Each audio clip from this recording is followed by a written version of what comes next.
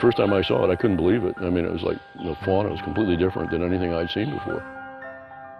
When you get 8 or 10 species all in a small pool still coexisting, and they're all shrimp or crabs, it's like, well, how do they do that? How do they split up the resources? How do they share things? And so they all have their job.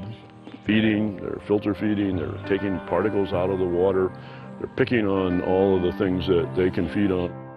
So there are all these things that process organic material, especially leaf litter, and there's a lot of it every day, and in some months an enormous amount, and certainly after hurricanes, huge amounts of litter coming in to feed the food web. And it works, and it's been really resilient.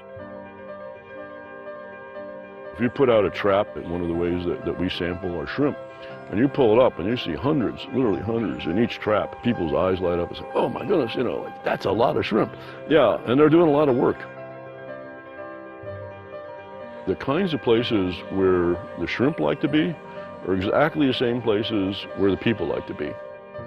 The reason that they like the same places that our shrimp do is the shrimp are keeping it clean. And they're sweeping off the sediment from the bottom.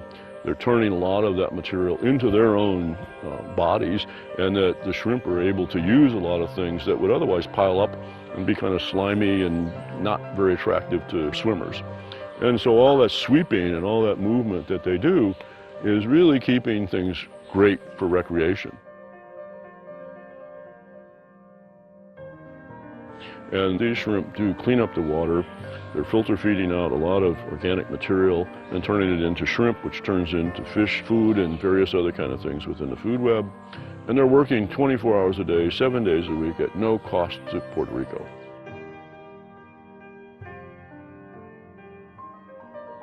In order for this system to work in the mountains and for water quality to be available and clean to the public outside the forest, outside the mountains, we really have to have connectivity. We have to have a really good way for shrimp to migrate upstream and downstream. Same with the fishes, same with the snails. And when you start planning, you know, where do you divert the water? And do you have a dam in the channel or a reservoir off channel?